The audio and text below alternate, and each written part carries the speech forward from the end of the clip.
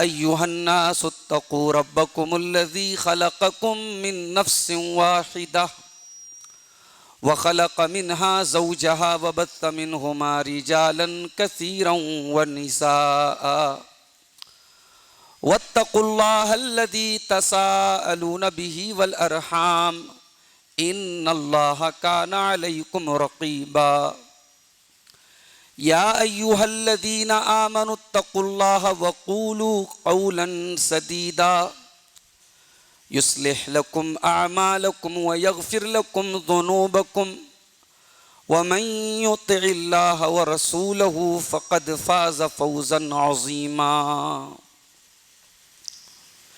أما بعد فإن خير الحديث كتاب الله وخير الهدي هدي محمد صلى الله عليه وسلم وشر الأمور محدثاتها وكل محدثة بدعة وكل بدعة ضلالة وكل ضلالة في النار أعوذ بالله من الشيطان الرجيم بسم الله الرحمن الرحيم كنتم خير أمة أخرجت للناس تأمرون بالمعروف وتنهون عن المنكر وتؤمنون بالله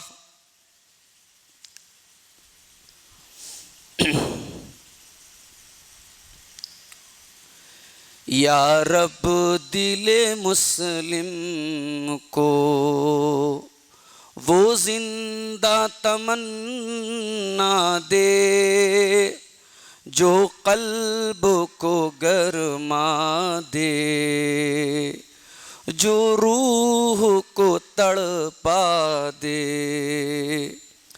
پھر وادی فاراں کے ہر ذرے کو چمکا دے پھر ذوق تماشا دے پھر ذوق تقاضا دے محروم تماشا کو پھر دیدہ بینا دے دیکھا ہے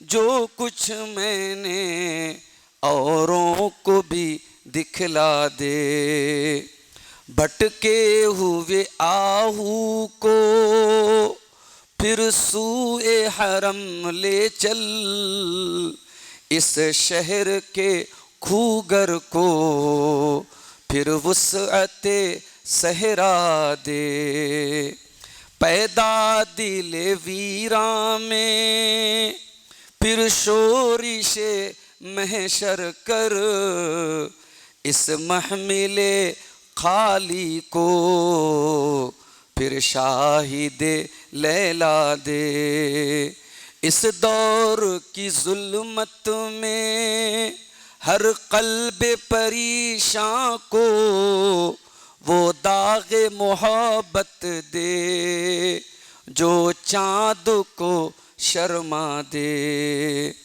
رفعت میں مقاصد کو ہم دوش ثریا کر خودداری ساحل دے آزادی دریا دے بے لوث محبت ہو بے باک صداقت ہو سینوں میں اجالا کر دل صورت مینا دے احساس عنایت کر آثار مصیبت کا امروز کی شورش میں اندیشہ فردا دے میں بلبل نالا ہوں ایک اجڑے گلستان کا تاثیر کا سائل ہوں محتاج کو داتا دے یا رب دل مسلم کو وہ زندہ تمنا دے۔ صدر محترم علماء کرام، محترم بزرگوں، نوجوان ساتھیوں، پردہ نشین ماؤں اور بہنوں، پیارے بچوں، ایک مرتبہ پھر آپ حضرات کی دعوت پر آپ کے اس علاقے جس کو بندی کلاں کے نام سے جانا جاتا ہے آنے کا موقع ملا، اور بڑی خوبصورت یہ مجلس آپ حضرات نے منعقد کی ہے۔ ہمارے عزیز دوست شیخ حفیظ الرحمن سلفی حفظہ اللہ حضرت ابراہیم علیہ السلام کی سیرت کی روشنی میں قربانی کا اصل مقصد اور قربانی کی روح آپ کو بتا رہے تھے۔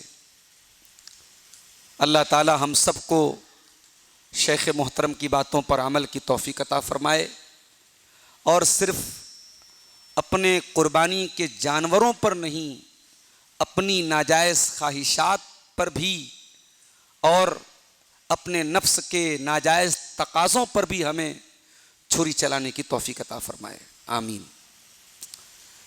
میرے بھائیوں، آج کے اس پروگرام کے لیے جس موضوع کا میں نے انتخاب کیا ہے وہ قرآن کریم کی جو آیت میں نے آپ کے سامنے پڑھی ہے، اسی آیت کی روشنی میں کچھ باتیں آپ کے سامنے میں رکھنا چاہتا ہوں۔ قرآن کریم میں سورہ آل عمران کی آیت نمبر 110، اس کا ایک ٹکڑا میں نے آپ کے سامنے پڑھا ہے۔ اس آیت میں اللہ تعالیٰ نے اس امت کا مقام بیان کیا ہے۔ امت محمدیہ، اللہ کے آخری نبی جناب محمد الرسول اللہ صلی اللہ علیہ وسلم کی امت کا مقام کیا ہے؟ اللہ نے ڈائریکٹ امت کو خطاب کر کے وہ مقام بتایا ہے، اور اللہ نے جب مقام بتایا ہے تو مقام کے ساتھ ساتھ ذمہ داری بھی بتائی ہے۔ کنتم خیر امت اخرجت للناس، اے مسلمانوں تم دنیا کی سب سے بہترین امت ہو، سب سے اچھی امت ہو، یہ مقام ہے تمہارا۔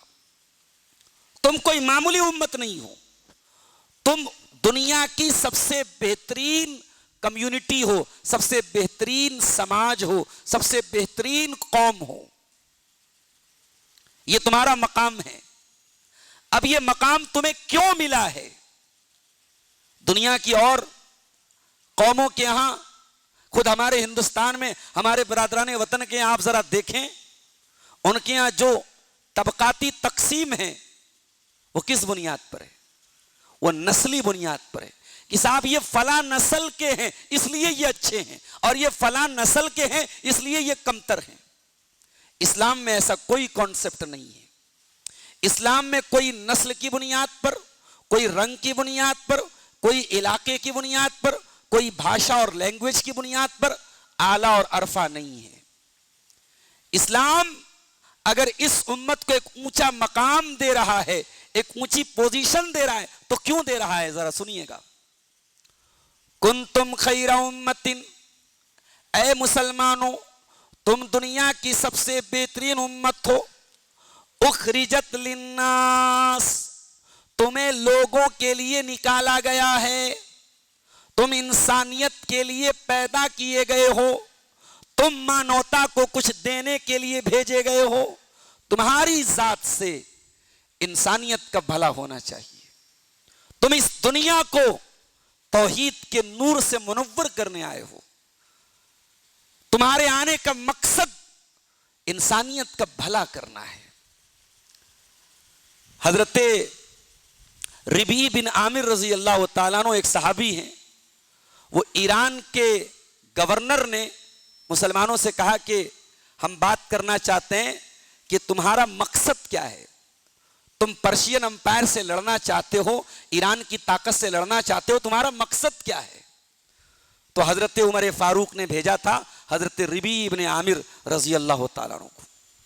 یہ فوجی لباس میں پہنچے اور گھوڑے پر سوار ہو کر کے پہنچے، اور رستم نے اپنے دربار کو بہت سجایا تھا، بہترین قالین بچھایا تھا اور چھت پر قیمتی فانوس لگائے تھے اور بہت اپنے دربار کو سجایا تھا۔ حضرت ربی آئے، اپنے گھوڑے سے اترے اور اپنے نیزے سے اس قیمتی قالین کو چبھوتے ہوئے ڈائریکٹ جا کر کے رستم کے سامنے کھڑے ہو گئے۔ رستم حیران ہے کہ بھائی یہ کون سی قوم ہے، یہ کون سے لوگ ہیں، اتنا خوبصورت میں نے دربار سجایا اور ان کو کوئی فرق نہیں پڑا، انہوں نے نہ میرے دربار کا قالین دیکھا، نہ میرے جھاڑ اور فانوس دیکھے، نہ میرے دربار کی رونق دیکھی، یہ کون سے لوگ ہیں؟ تو رستم نے پوچھا کیوں آئے ہو تم، کیوں آئے ہو، کیا مقصد ہے تمہارا؟ حضرت ربی رضی اللہ تعالیٰ عنہ نے جواب دیا جئنا لنخرج العباد من عبادت العباد الى عبادت اللہ ومن ضیق الدنیا الى ساعت الاخرہ ومن جور الادیان الى عدل الاسلام۔ اے ایران کے کمانڈر رستم، کان کھول کے سن لے، ہم مسلمانوں کا مقصد سن لے، ہم کیوں دنیا میں آئے ہیں؟ ہم اس لیے دنیا میں آئے ہیں تاکہ لوگوں کو بندوں کی غلامی سے نکال کر کے اللہ کا بندہ بنا دیں۔ لوگ ایک دوسرے کے آگے سجدہ کر رہے ہیں، کوئی پتھر کے آگے سر جھکا رہا ہے، کوئی بادشاہوں کے آگے سر جھکا رہا ہے، کوئی پیڑ کی عبادت کر رہا ہے، کوئی پتھر کی عبادت کر رہا ہے۔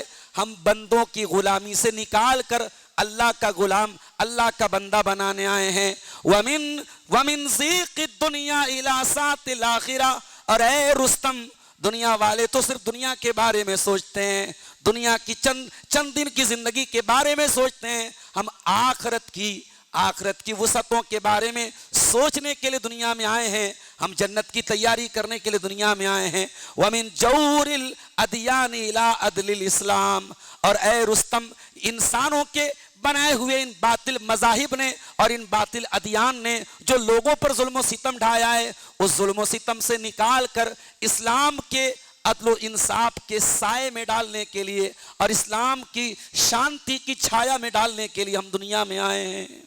یہ مقصد ہے ہمارا، ہم اس لیے دنیا میں آئے ہیں۔ اخرجت للناس، اے مسلمانوں تم مانوتا کو کچھ دینے کے لیے آئے ہو۔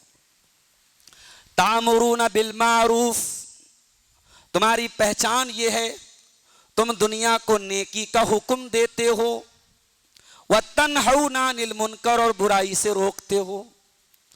تمہاری آنکھوں کے سامنے زنا کیا جائے، تمہارے سامنے قتل کیا جائے، تمہارے سامنے لڑکیاں بے پردہ ہو کر کے گھومیں اور تمہارے کانوں پہ کوئی جوں نہ رینگے، یہ نہیں ہو سکتا۔ تم برائی کو دیکھ کے خاموش نہیں بیٹھ سکتے۔ تامرون بالمعروف، تم دنیا کو بھلائی کا حکم دینے کے لیے آئے ہو، وَتَنْهَوْنَ عَنِ الْمُنْكَرِ، اور برائیوں سے روکنے کے لیے آئے ہو۔ یہ اس امت کی خصوصیت ہے میرے پیارے ساتھی، اس امت کا کام ہے، یہ اس امت کی ڈیوٹی ہے، یہ برائی سے روکنا اور نیکی کا حکم دینا۔ بنی اسرائیل کیوں برباد ہوئے؟ بنی اسرائیل پر کیوں اللہ کی لعنت برسی؟ بنی اسرائیل کیوں نبیوں کی بددعا کے حقدار بنے؟ قرآن اٹھائیے، لَعِنَ الَّذِينَ كَفَرُوا مِن بَنِي إِسْرَائِيلَ عَلَىٰ لِسَانِ داؤد وعیسی ابن مریم۔ بنی اسرائیل کے اوپر حضرت داؤد نے بھی لعنت کی اور حضرت عیسیٰ ابن مریم نے بھی لعنت کی۔ ذَلِكَ بِمَا عَصَوْا وَكَانُوا يَعْتَدُونَ۔ یہ بنی اسرائیل بہت بڑے اللہ کے نافرمان تھے اور حد سے زیادہ تجاوز کرنے والے تھے۔ کانوا لا یتناہون عن منکر فعلوہ، یہ برائیاں کرتے تھے، برائیوں سے روکنے کا کام نہیں کرتے تھے۔ ان کے سماج میں ان کے علماء نے بھی برائی سے روکنے کا کام بند کر دیا تھا، ان کے دعات اور مبلغین نے بھی برائی سے روکنے کا کام بند کر دیا تھا۔ اللہ کا شکر ادا کیجئے، یہ جلسے، یہ پروگرام، یہ دعوتی ایکٹیویٹیز جب تک ہیں، اسلامی سماج میں سمجھیے کہ نبض چل رہی ہے، سانس چل رہی ہے۔ جس دن یہ ایکٹیویٹیز بھی بند ہو گئی، یہ ممبروں سے حرام کو حرام کہنا بند کر دیا گیا، توحید کو توحید کہنا بند کر دیا گیا، شرک کو شرک کہنا بند کر دیا گیا، بدعت کو بدعت کہنا بند کر دیا گیا، سمجھ جاؤ کہ اس دن سماج کی موت ہو جائے گی، اس دن اس امت کی ہلاکت کا دن ہوگا میرے پیارے ساتھیوں. برائی کو برائی کہنا یہ ڈیوٹی ہے ہماری. افسوس کی بات ہے جس امت کا کام تھا برائی سے روکنا, وہ امت آج خود برائیوں میں مبتلا ہو گئی. کیا بچہ, کیا جوان, کیا بوڑھا, کیا مرد, کیا عورت, سماج کا کون سا ایسا طبقہ ہے جو آج گندگیوں میں لپت نہیں ہے, برائیوں میں ملوث نہیں ہے؟ کون سی برائی ہے جو آج مسلم معاشرے میں شامل نہیں ہے میرے پیارے ساتھیوں؟ سود کا لین دین ہمارے سماج میں ہو رہا ہے. شادی بیاہ میں جم کر کے بے حیائی, بے پردگی, فضول خرچی ہمارے یہاں ہو رہی ہے. نوجوان لڑکوں کا حال یہ ہے, تعلیم کے میدان میں کوئی کامیابی نہیں ہے. ہائی اسکول کر لیا, انٹر کر لیا بڑی مشکل سے, اس کے بعد کھانے کمانے میں لگ گئے. ایک بڑا طبقہ نوجوانوں کا نشہ کر رہا ہے, کوئی شراب کا نشہ کر رہا ہے, کوئی اسموکنگ کر رہا ہے, کوئی ڈرگس لے رہا ہے. ایک بڑا طبقہ مسلمان نوجوانوں کا نشے کا شکار ہے. لڑکیاں اعلیٰ تعلیم حاصل کر رہی ہیں, کالجوں اور یونیورسٹیوں میں جا رہی ہیں. باپ تو یہ سمجھ رہا ہے کہ ہماری بیٹی اعلیٰ تعلیم حاصل کر رہی ہے, اور بیٹی وہاں جا کر کے اپنے پردے کا جنازہ نکال رہی ہے, اپنی عزت کا جنازہ نکال رہی ہے.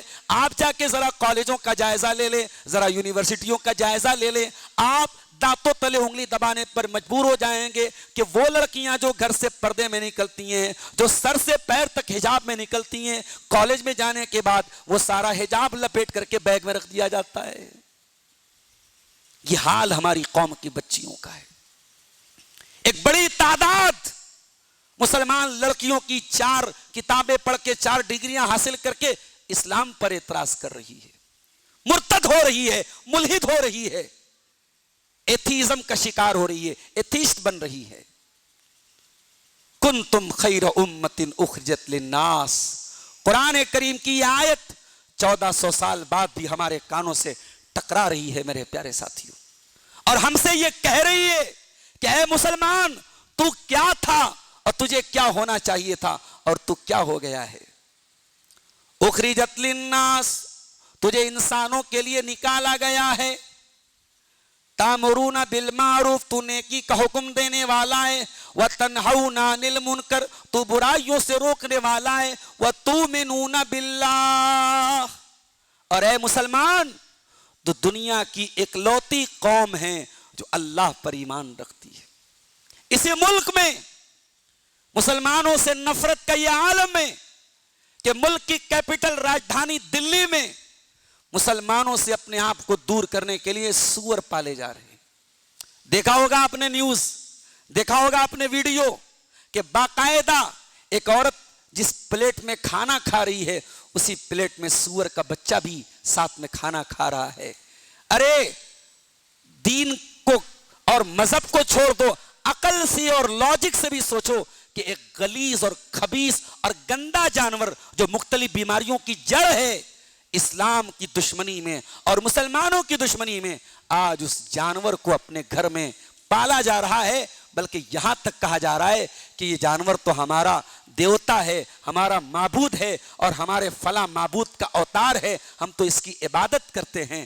میرے پیارے ساتھیوں, واللہ جب اس طریقے کی خبریں ہم سنتے ہیں تو ہمارے دل سے ایک ہی صدا نکلتی ہے, الحمدللہ علی نعمت الاسلام, الحمدللہ علی نعمت الاسلام. اے اللہ تیرا کرم ہے, تیرا شکر ہے کہ تو نے توحید سے نوازا ہے, تو نے اسلام سے نوازا ہے. وما کننا لنہتدی لولا ان ہدانا اللہ, اے اللہ اگر تو ہدایت نہ دیتا شاید ہم بھی سور پال رہے ہوتے, شاید ہم بھی کتا پال رہے ہوتے, شاید ہم بھی کسی پتھر کے آگے سر جھکا رہے ہوتے. اے اللہ تیرا کرم ہے کہ تو نے ہمیں اسلام پر قائم کیا, تو نے ہمیں توحید پر قائم کیا. اس توحید کی قدر کرو میرے پیارے ساتھیوں. بندی کلا کا یہ علاقہ بڑا تاریخی علاقہ ہے میرے پیارے ساتھیوں. مولانا عبداللہ غازی پوری جماعت اہل حدیث کے وہ سپوت ہیں جن کے ذریعے نہ جانے کتنے لوگوں نے اپنے عقیدے کی اصلاح کی اور توحید و سنت کا راستہ اپنایا. مولانا عبداللہ غازی پوری نے اسی بندی کلا میں آ کے وقت گزارا ہے, اور بڑے مشکل ٹائم میں یہاں آ کے انہوں نے پناہ لی ہے. یہ وہ علاقہ ہے, شیخ الحدیث مولانا عبید اللہ مبارک پوری کا بڑا گہرا تعلق تھا اس علاقے سے. یہ علماء کی بستی ہے, یہ علماء کا علاقہ ہے. آج بڑے درد کے ساتھ یہ کہنا پڑتا ہے کہ ایک ایسا علاقہ, ایک ایسا گاؤں, ایک ایسی بستی جہاں اہل حدیث بڑے بڑے اکابر علماء کا آنا جانا تھا, ان کی دعوتی اور تعلیمی خدمات کا مرکز تھا یہ علاقہ, آج اس علاقے سے وہ اہل حدیث کی غیرت اور وہ اہل حدیث کی اور توحید کی وہ غیرت اور وہ منہج کی غیرت آج رخصت ہو رہی ہے. آج بغیر کسی مجبوری کے اور بغیر کسی عذر کے آج اس گاؤں کے لوگ اپنے بچوں کا داخلہ ان اداروں میں کرا رہے ہیں جن اداروں کے بارے میں سارے زمانے کو معلوم ہے کہ وہ ادارے سلفیت کے دشمن ہیں, انکار حدیث کے جراثیم وہاں پلتے ہیں. ان ادارے کے بانیوں نے, ان ادارے کے ٹیچروں نے, ان اداروں کے اساتذہ نے حدیثوں کا انکار کیا ہے, حدیثوں کے انکار پر کتابیں لکھی ہیں, سنت کا انکار کیا ہے. ارے آپ کے پاس اداروں کی کمی نہیں ہے. یہاں سے مشکل سے 50 کلومیٹر کا علاقہ مئو کا ہے, مئو میں جماعت کے کتنے ادارے موجود ہیں. یہاں سے 100 کلومیٹر کی دوری پر ہماری جماعت کا مرکزی ادارہ جامعہ سلفیہ موجود ہے. کہاں مر گئی تمہاری سلفیت, کہاں مر گئی تمہاری غیرت کہ تم اپنے ان سلفی اداروں کو چھوڑ کر اپنے ان نونہال بچوں کا داخلہ ان اداروں میں کرا رہے ہو جہاں سے پڑھنے کے بعد اس بات کی کوئی گارنٹی نہیں کہ آپ کا بچہ اپنی سلفیت پر قائم رہے گا کہ نہیں رہے گا, اپنی اہل حدیثیت پر قائم رہے گا کہ نہیں رہے گا. میرے پیارے ساتھیوں, سلفی اگر بنے ہو تو ڈھل مل نہ بنو, مکمل بنو. اللہ کا شکر ادا کرو کہ اللہ تعالیٰ نے ہمیں مسلمان بنایا, اور مسلمانوں میں بھی اللہ تعالیٰ نے ہمیں اس جماعت کے ساتھ جوڑا ہے جو جماعت پیروں کی عبادت نہیں کرتی, جو قبروں کی عبادت نہیں کرتی, جو قبر کے عذاب کا انکار نہیں کرتی, جو حدیثوں کا انکار نہیں کرتی. ہمارا تعلق اس گروہ سے ہے, اس جماعت سے ہے جو جماعت قرآن و حدیث کی جماعت ہے, جو سلفی جماعت ہے, جو صحابہ کرام کے منہج پہ چلتی ہے. آج ہم اس مسلک اور اس منہج کی دعوت دیتے ہیں. میرے پیارے ساتھیوں, علم سے جڑو, میرے پیارے ساتھیوں, علماء سے جڑو. آج افسوس ہوتا ہے بندی کلاں کا یہ علاقہ جب ہم یہ دیکھتے ہیں کہ اب یہاں جو نئی نسل پیدا ہو رہی ہے, ہمیں نظر نہیں آ رہے ہیں کہ اب اس علاقے میں کوئی ایسا عالم ہو جو باقاعدہ دعوت و تبلیغ کا کام کرے. نئی نسل میں ہمیں نہیں نظر آ رہے ہیں. میرے پیارے ساتھیوں, میں یہ نہیں کہتا کہ آپ ہر بچے کو عالم بنا دیں, لیکن یہ بات یاد رکھیے, مرنے کے بعد جب ہم قبر میں جائیں گے, قبر میں 4 سوال کیا جائے گا. آج تک آپ نے سنا قبر میں 3 سوال ہوگا. میں آپ کی جانکاری کے لیے بتا دوں, قبر میں 4 سوال کیا جائے گا. پہلا سوال ہوگا من ربو کا, تیرا رب کون ہے. دوسرا سوال ہوگا من نبیوں کا, تیرے نبی کون ہے. تیسرا سوال ہوگا ما دینوں کا, تیرا دین کیا ہے. بندہ اگر مومن ہوگا, صحیح عقیدے والا ہوگا, سچے عمل والا ہوگا, کہے گا ربی اللہ, میرا رب اللہ ہے, میرے نبی محمد صلی اللہ علیہ وسلم ہے, میرا دین اسلام ہے. اب ذرا غور کرنا, چوتھا سوال کیا ہوگا. ابو داؤد کی صحیح روایت ہے, مسند احمد کی صحیح روایت ہے. فرشتہ چوتھا سوال پوچھے گا وما علمک وما یدریک, اے بندے یہ بتا کہ تجھے پتا کیسے چلا کہ تیرا رب اللہ ہے, تیرا دین اسلام ہے, تیرے نبی محمد صلی اللہ علیہ وسلم ہے, تجھے معلوم کیسے ہوا, تجھے پتا کیسے چلا. بندہ کیا جواب دے گا, قرأت کتاب اللہ, قرأت کتاب اللہ فآمنت بہ وصدقت بہ.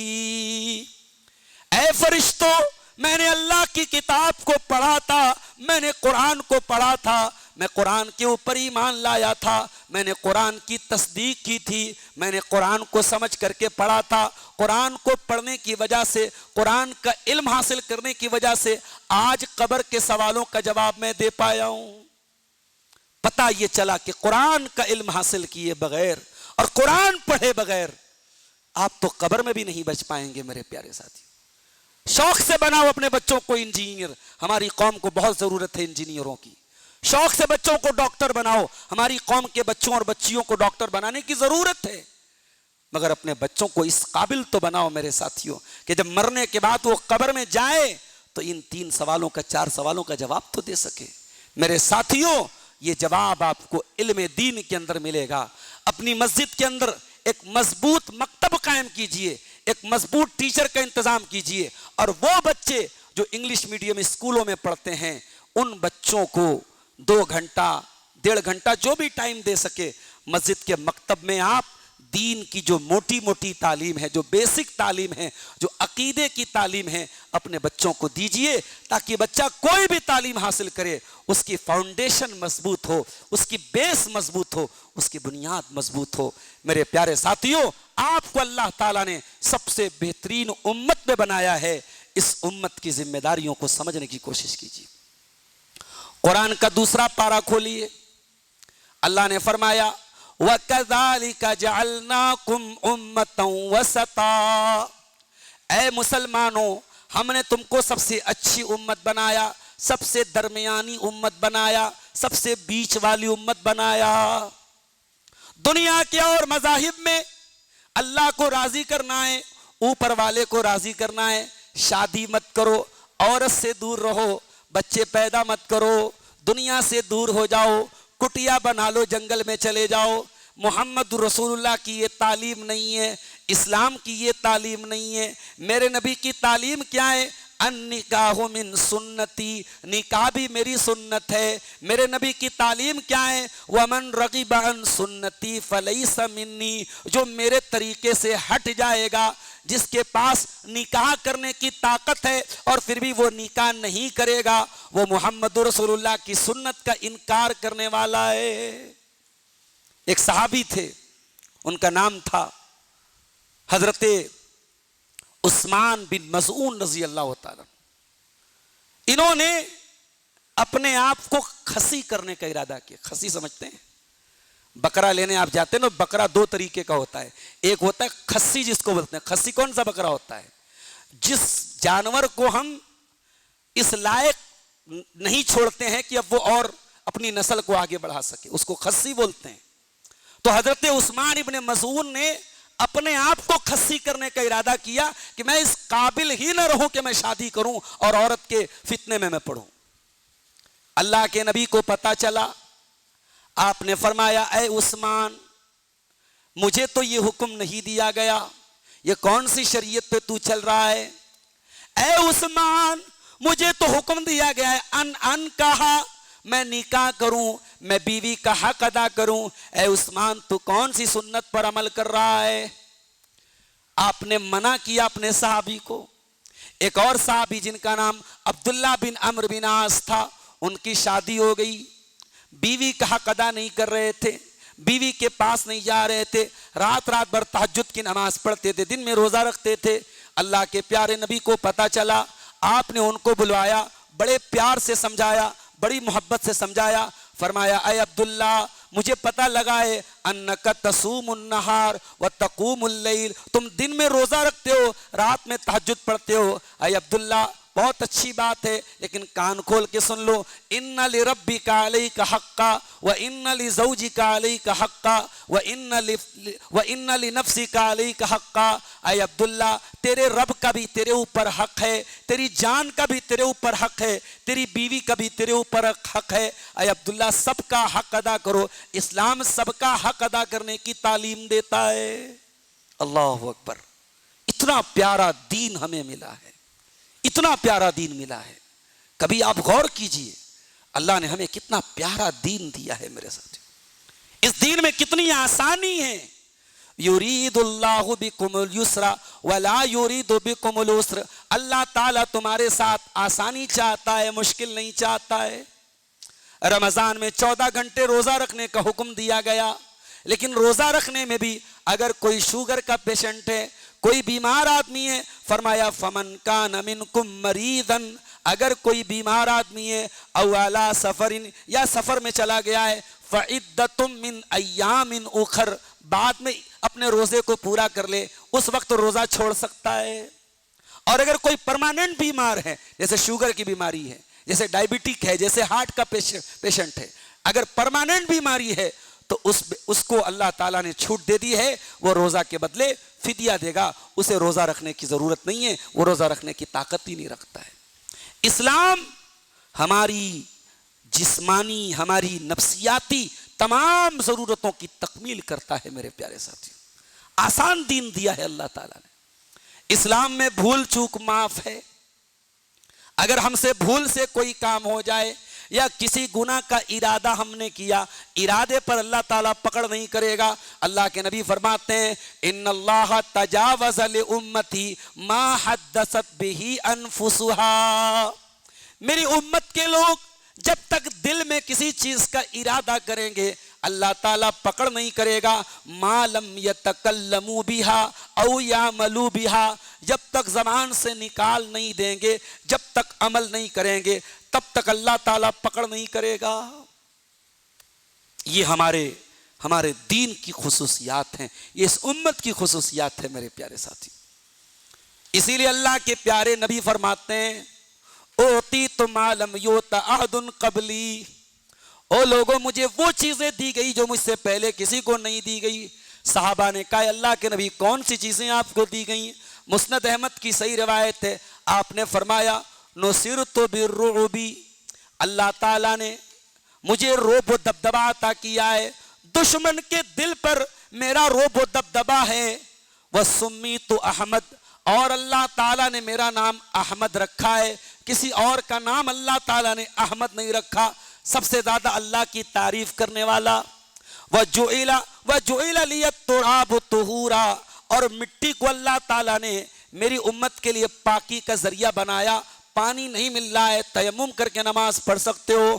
اور فرمایا وَجُعِلَتْ أُمَّتِي خَيْرَ الْأُمَمِ، اور میری امت کو اللہ تعالیٰ نے تمام امتوں میں سب سے بہترین امت بنایا ہے۔ اللہ اکبر، اس امت کو اللہ تعالیٰ نے کیسی خصوصیات سے نوازا ہے میرے ساتھی۔ ابھی رمضان کا مہینہ گزرا، رمضان کے مبارک مہینے میں آخری عشرہ آیا، آپ نے بار بار علماء کی زبان سے سنا کہ آخری عشرے کی 5 طاق راتوں میں کوئی ایک رات لیلۃ القدر ہے، اور وہ لیلۃ القدر کون سی رات ہے؟ وما ادراک ما لیلۃ القدر، لیلۃ القدر خیر من الف شہر، 1000 مہینے سے افضل ہے۔ 1000 مہینہ، تقریباً 84 سال اس امت کو اللہ تعالیٰ نے چھوٹی زندگی دی ہے۔ 60 سے 70 سال کی ایوریج زندگی اس امت کو دی گئی ہے، لیکن اللہ نے ایسی رات دی ہم کو، ایک رات میں عبادت کریں گے 84 سال کا ثواب ملے گا۔ یہ خصوصیت ہے اس امت کی میرے ساتھی۔ اللہ کے پیارے نبی فرماتے ہیں نحن الآخرون الاولون یوم القیامہ، ہم دنیا میں سب سے بعد میں آئے ہیں، لیکن قیامت کے دن سب سے پہلے ہمارا حساب و کتاب ہوگا۔ وَأَوَّلُ مَن يُجِيزُ الصِّرَاطَ، اور پل صراط کو سب سے پہلے پار کرنے والی اگر کوئی امت ہوگی تو اللہ کے آخری نبی کی امت ہوگی۔ وَأَوَّلُ مَن يَدْخُلُ الْجَنَّةَ، اور جنت میں سب سے پہلے اگر کوئی امت داخل ہوگی تو اللہ کے آخری نبی کی امت داخل ہوگی۔ بلکہ آپ نے تو یہاں تک فرمایا کہ جنت میں آدھی تعداد، تقریباً آدھی تعداد امت محمدیہ کی ہوگی۔ صحابہ کرام نے نعرہ تکبیر لگایا تھا، اللہ اکبر کا نعرہ لگایا تھا جب نبی نے یہ بات کہی تھی کہ ارجو ان تکون نصف اہل الجنہ، کہ اے میری امت کے لوگوں جنت کی آدھی تعداد تو تمہاری ہوگی۔ اور یہی نہیں، میری امت میں 70,000 لوگ ایسے بھی ہوں گے جو بغیر حساب و کتاب کے جنت میں جائیں گے، اور یہ وہ لوگ ہوں گے میرے پیارے ساتھیوں جو اللہ کی ذات پر مکمل بھروسہ کریں گے، جو گنڈا تعویذ نہیں کریں گے، جو ناجائز جھاڑ پھونک نہیں کریں گے، جو اللہ کی ذات کے علاوہ کسی پر کوئی توکل نہیں کریں گے، جو توحید کے پکے ہوں گے، جو توکل کے پکے ہوں گے، وہ 70,000 لوگ بغیر حساب و کتاب کے جنت میں جائیں گے۔ یہ اس امت کی خاص بات ہے۔ ہم لوگ نماز پڑھتے ہیں، نماز میں جب صف لگاتے ہیں کندھے سے کندھا ملا کے کھڑے ہوتے ہیں، پیر سے پیر ملا کے کھڑے ہوتے ہیں۔ آپ نے فرمایا صفوف امتی کا صفوف الملائکہ، میری امت جب صف لگاتی ہے تو ایسے ہی صف لگاتی ہے جیسے فرشتے صف لگاتے ہیں۔ فرشتے بھی بالکل سیدھی صف لگاتے ہیں اور فرشتے بھی بالکل مل کر کے کھڑے ہوتے ہیں۔ پتہ چلا کہ مل کر کھڑے ہونا نماز میں یہ فرشتوں کی پہچان ہے، یہ فرشتوں کی صف بندی ہے۔ اتنا بڑا مقام ہے اس امت کا۔ ایک اور حدیث آپ کو سنانا چاہتا ہوں امت کے مقام کے اوپر، بڑی پیاری حدیث ہے، بڑے غور سے سنیے گا۔ صحیح مسلم کی روایت ہے، اللہ کے پیارے نبی فرماتے ہیں ان اللہ زوالی الارض، اللہ تعالیٰ نے پوری زمین کو میرے سامنے پیش کر دیا۔ جیسے آج کے زمانے میں آپ سیٹلائٹ کے ذریعے پوری زمین کی تصویر دیکھ سکتے ہیں۔ 1400 سال پہلے اللہ تعالیٰ نے اپنے نبی کو پوری زمین کا ایک ویڈیو دکھایا۔ ان اللہ زوالی الارض، اللہ تعالیٰ نے زمین کو سمیٹ کر کے میرے سامنے رکھ دیا۔ فرأیت مشارقہا و مغاربہا، میں نے زمین کا پورب کا حصہ بھی دیکھا، میں نے زمین کا پچھم کا حصہ بھی دیکھا۔ وَإِنَّ أُمَّتِي سَيَبْلُغُ مُلْكُهَا مَا زُوِيَ لِي، اور زمین کا جہاں جہاں کا حصہ میرے سامنے پیش کیا گیا، میری امت وہاں تک اس کی بادشاہت پہنچے گی، میری امت کی طاقت وہاں تک پہنچے گی، وہاں تک توحید کا جھنڈا پہنچے گا، وہاں تک توحید کی آواز پہنچے گی۔ ارے مایوس کیوں ہوتے ہو؟ یہ چند ہوا کے تھپیڑے آئے اور تم مایوس ہو گئے۔ اس ملک میں بڑی نفرت کی ہوائیں چل رہی ہیں، مگر ایسا نہیں کہ اسلام ختم ہو گیا یا ختم ہو جائے گا، نہیں ختم ہوگا اسلام۔ ذرا سنیے گا اس امت کی بشارت کیا دی اللہ کے نبی نے۔ فرمایا جہاں جہاں زمین کا نقشہ میرے سامنے پیش کیا گیا وہاں وہاں میری امت کی حکومت پہنچے گی۔ پھر فرمایا وَسَأَلْتُ رَبِّي عَزَّ وَجَلَّ اللہ یولک امتی بسنۃ عامہ، میں نے اللہ تعالیٰ سے دعا کی، اے اللہ میری امت کے اوپر کوئی ایسا عذاب مت بھیج دینا کہ میری پوری امت ہلاک ہو جائے۔ اللہ نے اپنے نبی کی یہ دعا سن لی کہ اے نبی آپ کی امت پر کوئی ایسا عذاب نہیں آئے گا کہ پوری امت ختم ہو جائے، ایسا کبھی عذاب نہیں آئے گا۔ وَأَلَّا يُسَلِّطَ عَلَيْهِمْ عَدُوًّا مِّن سِوَىٰ أَنفُسِهِمْ فَيَسْتَبِيحَ بَيْضَتَهُمْ، اور اے اللہ میری امت کے اوپر کوئی ایسا دشمن مسلط مت کر دینا جو میری پوری امت کی طاقت ختم کر دے۔ دشمن پیدا ہوں گے مگر کوئی دشمن ایسا پیدا نہیں ہو سکتا جو پوری امت کو ختم کر دے۔ ابھی ایران اور اسرائیل کی جنگ چل رہی تھی۔ آج کل ہمارے جو سوشل میڈیا چلانے والے نوجوان ہیں بیچارے، علماء سے تو کچھ پوچھنا ہے نہیں، علماء سے رہنمائی حاصل کرنا نہیں ہے، دو چار فیس بک کی پوسٹ دیکھ لی، دو چار ادھر ادھر کی باتیں سن لی اور سوشل میڈیا پہ کچھ بھی لکھ رہے ہیں، کچھ بھی بول رہے ہیں۔ یہ بات یاد رکھو میرے ساتھیوں، ایران اور اسرائیل کی جنگ میں جو لوگ مرے ہیں، جو تعداد ہے، جو فگر ہے، وہ 1000 کے اندر ہے، اور بشار الاسد اور اس کے باپ حافظ الاسد نے پچھلے 40 سالوں میں ملک کے شام کے اندر، سیریا کے اندر لاکھوں مسلمانوں کو قتل کیا ہے، اور اتنی بے دردی سے قتل کیا ہے۔ ابھی ایک انہی مجرموں میں سے ایک مجرم کا اقبال جرم آیا ہے، ویڈیو آیا ہے باقاعدہ، اس نے کہا کہ 150 شامی مسلمانوں کو ایک ساتھ میں نے گولیوں سے بھونا تھا اور ان کے بعد ان کو جلا ڈالا تھا، ان کی پوری لاش کو جلا دیا تھا۔ اتنی بے دردی سے اسرائیل نے بھی فلسطین کو نہیں مارا ہے، اتنی بے دردی سے کافروں اور مشرکوں نے بھی نہیں مارا ہے جتنی بے دردی سے سیریا کے ان ظالم حکمرانوں نے سیریا کے ان مسلمانوں کو مارا ہے۔ اور ایران کی حکومت اور اس کی پوری پراکسی ان کے ساتھ رہی ہے، اور آج ہمارا نوجوان بڑے دھڑلے سے کہتا ہے I support Iran, I stand with Iran. کیا بک رہے ہو میرے بھائی تم؟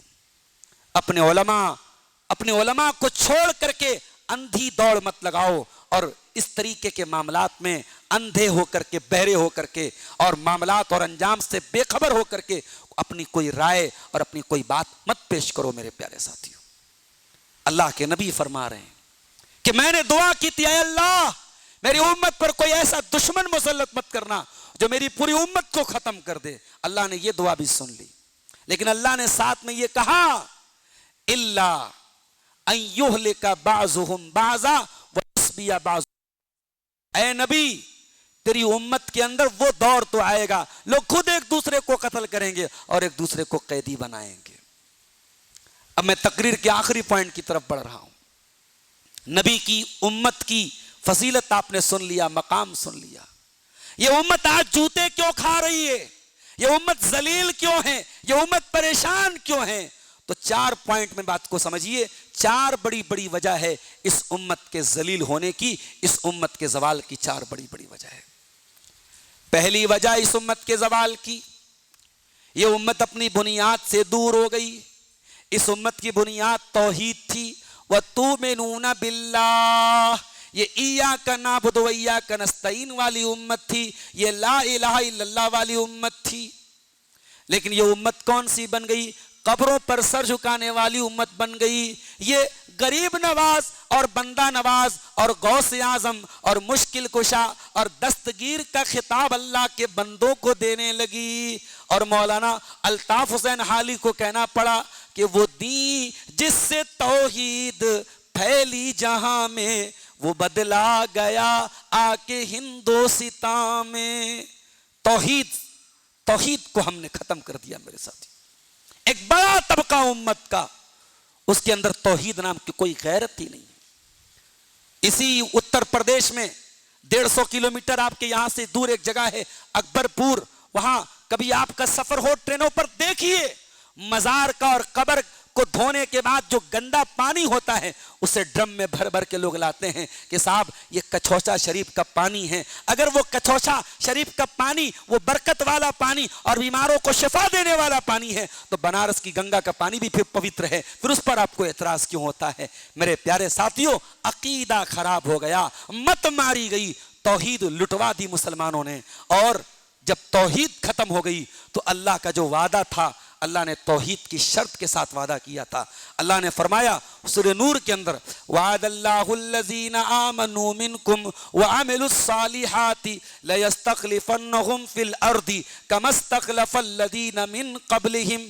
اے ایمان والو، اللہ کا وعدہ ہے، اللہ ضرور تمہاری مدد کرے گا، اللہ تم کو زمین میں خلیفہ بنائے گا. وَلَيُمَكِّنَنَّ لَهُمْ دِينَهُمُ الَّذِي ارْتَضَىٰ لَهُمْ، اللہ تمہارے دین کو غالب کرے گا. وَلَيُبَدِّلَنَّهُمْ مِن بَعْدِ خَوْفِهِمْ أَمْنًا، اللہ تم کو امن اور چین عطا فرمائے گا.